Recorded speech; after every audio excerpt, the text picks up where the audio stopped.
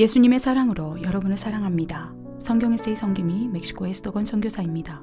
오늘은 성령님의 능력이 나에게 나타나지 않는 이유와 왜 이토록 성령님의 은사가 제한받고 회방받게 되었는가에 대해 함께 나눠보고자 합니다. 현재 한국 교회는 신유, 예언, 축사 등의 은사가 따가운 눈총을 받고 있습니다. 뜨거운 감자로 대두되고 있습니다. 이렇듯 성령님의 능력과 은사가 도마 위에 올려져 순환을 당하고 있는 저변에는 그동안 무분별하게 은사를 오용했던 사람들이 있었기 때문입니다. 교회의 질서 안에서 은사를 아름답게 사용하는 것이 아니라 오히려 교회를 어지럽히는데 은사가 남용되었기 때문입니다. 성경의 권위보다 자신의 체험을 앞세워 신비주의를 부추기기도 했습니다. 이러한 분위기 속에서 성령의 은사는 사도시대에 제한적으로 일어났으며 제한된 사람과 환경 속에서 일어났다는 주장이 일어나고 있습니다. 심지어 성령의 은사는 사도행전 시대 이후에 종결되었다는 은사 중조론이 힘을 얻고 있습니다. 그런데 왜 이러한 주장에 동의하는 사람들이 점점 더 많아지는 것일까요? 첫 번째 이유는 성령의 능력과 은사는 자신이 경험하지 못한다면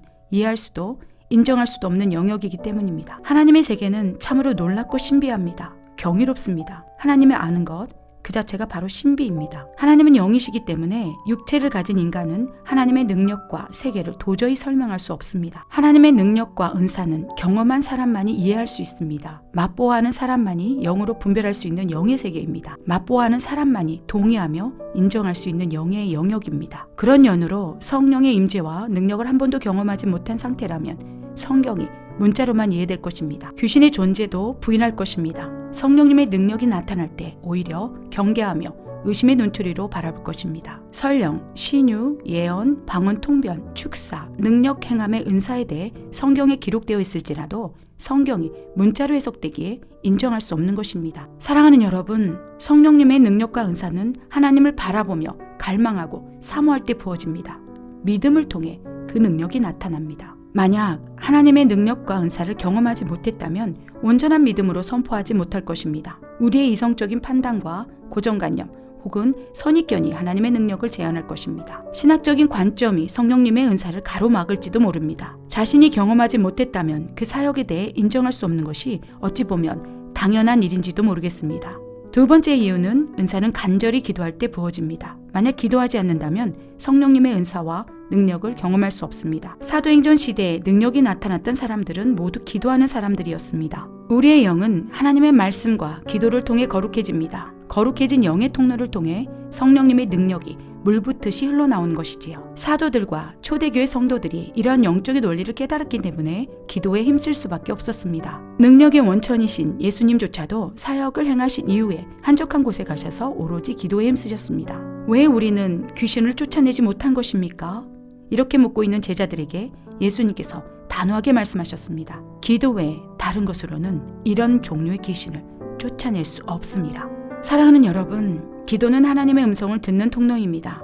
하나님의 마음을 담는 그릇입니다. 기도를 통해 하나님의 뜻을 받고 믿음으로 담대하게 선포할 때 비로소 하나님의 능력이 흘러나가는 것이지요. 보통의 경우 은사는 부르짖고 기도할 때 부어집니다. 성령님의 능력도 갈망하고 침노하며 믿음으로 간절히 기도할 때 나타날 수 있습니다. 만약 은사는 중지되었다는 선입견이 있는 상태에서 기도한다면 아마도 부르짖지 않을 것입니다. 간절함으로 기도하지도 않을 것입니다. 간절함이 결여된 기도는 하나님의 응답을 끌어내릴 수가 없습니다. 하나님의 능력의 통로로 사용받을 수가 없다는 것입니다. 성령님의 은사가 중지된 것이 아니라 기도하고 있지 않기 때문에 능력이 나타나지 않는다는 표현이 더 적합하다는 것이지요. 설령 성령님의 능력이 나타난다 할지라도 제한적으로 나타나는 것이지요. 은사 중지론을 지지하든 지속론을 지지하든 모든 신학이 공통적으로 인정하는 것은 예수님이 승천하신 후부터 성령님이 우리의 영 안에 내주하신다는 진리입니다. 사도행전 시대에 내주하셨던 성령님이 현재 우리에게도 동일하게 내주해 계십니다. 그때나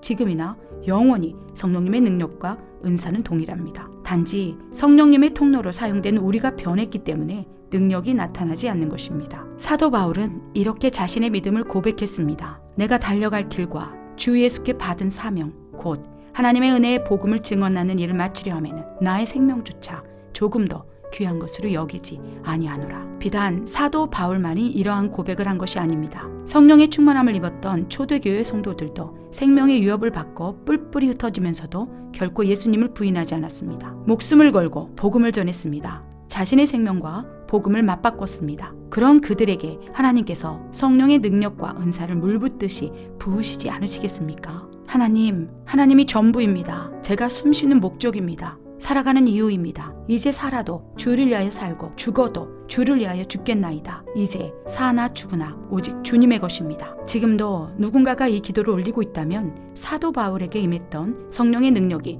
그에게도 임할 것입니다. 자신의 혼적인 생각과 육체를 쳐서 복종시키며 죄와 피 흘리기까지 싸우며 오직 하나님만을 바라본다면 성령님께서 그분의 능력을 붓고 또 부으실 것입니다. 사랑하는 여러분, 예수님께서 승천하시기 전에 제자들에게 놀라운 유언을 남기셨음을 우리 모두는 알고 있습니다.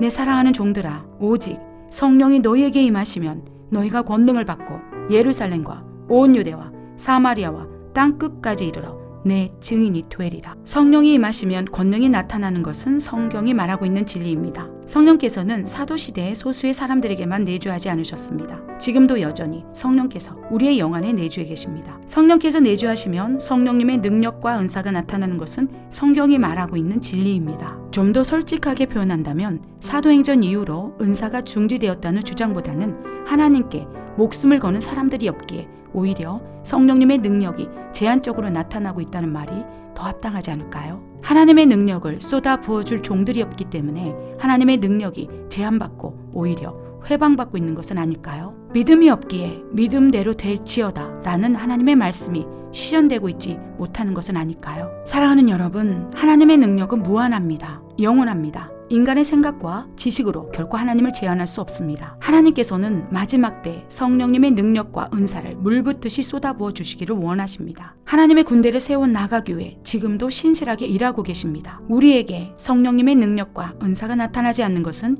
하나님의 문제가 아닙니다. 바로 나의 믿음 없음의 문제입니다. 하나님 아버지께 이렇게 기도했으면 좋겠습니다. 하나님이시여, 아직도 여전히 살아 역사하시는 하나님의 실존을 믿습니다. 성령님의 능력을 믿습니다. 더 큰 믿음을 부어 주시옵소서. 우리 모두가 성령님의 능력과 은사의 통로가 되어 엘로힘의 강력한 하나님의 군대로 쓰임받을 수 있기를 간절히 또 간절히 기도드립니다.